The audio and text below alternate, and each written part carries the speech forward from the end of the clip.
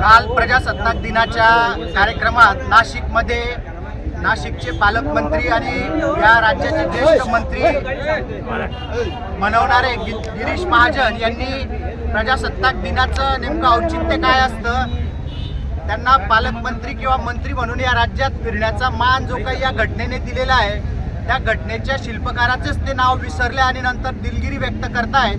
ही अतिशय शर्मेची आणि खेदाची बाब आहे।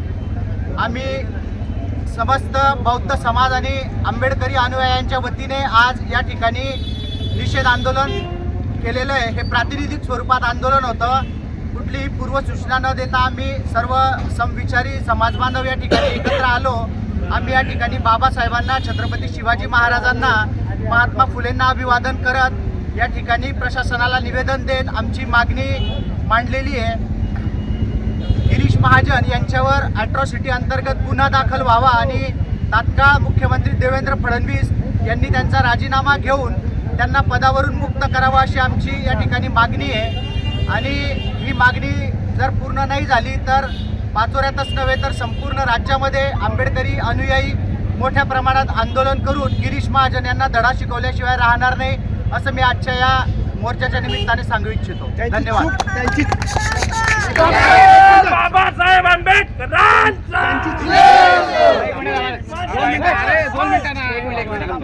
आपल्या एका भगिनीने त्यांची चूक लक्षात आणून दिल्यावर सुद्धा त्यांनी आडवेळे घेतले, मगरूरपणा केला असं ऐकण्यात येते। त्याच्याबद्दल खरं आहे, आमची भीमकन्या वनरक्षक जाधवताई, माधवी जाधवताई यांनी आपल्या नोकरीची पर्वा न करता थेट कार्यक्रमातच त्यांना त्या ठिकाणी जाब विचारला, परंतु त्या महिलेच्या रोषाला सामोरे न जाता त्यांनी त्या ठिकाणाहून पळ काढला आणि पोलीस प्रशासनाला समोर करून त्यांनी त्या महिलेला अटक करण्याचा बनाव त्या ठिकाणी केला। परंतु आमची ती भीमकन्या ही अतिशय मर्दानी आहे। तिने त्या ठिकाणी माझी नोकरी गेली तरी बेहत्तर, परंतु ती समाजासाठी, बाबासाहेबांच्या नावासाठी या ठिकाणी कोणत्याही गोष्टीला तयार आहे अशी भूमिका त्या ठिकाणी घेतली। आदरणीय बाळासाहेब आंबेडकर यांनी सुद्धा आमच्या त्या भगिनीशी संपर्क साधून प्रशासनाला विनंती केलेली आहे की त्यांनी अॅट्रॉसिटी अंतर्गत या ठिकाणी गुन्हा दाखल करावा।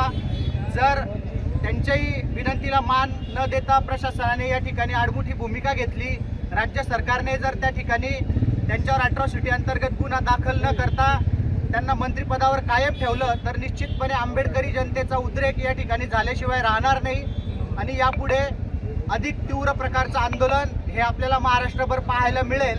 याची ठिणगी काल पडलेली आहे। विविध ठिकाणी राज्यभरात वेगवेगळे आंदोलन होत आहेत आणि याचा पुढचा टप्पा हा अधिक तीव्रतेचा असेल एवढंच मी आजच्या या निमित्ताने सांगतो। गिरीश महाजनला ज्या संविधानाच्या अधिकारावर आमदार, खासदार, मंत्री होतात आणि त्या स्वातंत्र्य दिनी तुम्ही बाबासाहेबांचं नाव कशी विसरतात?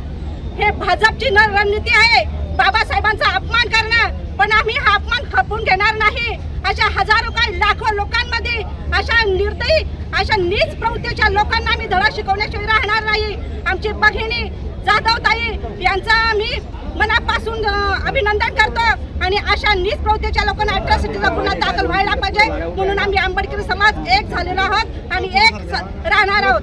जय भीम।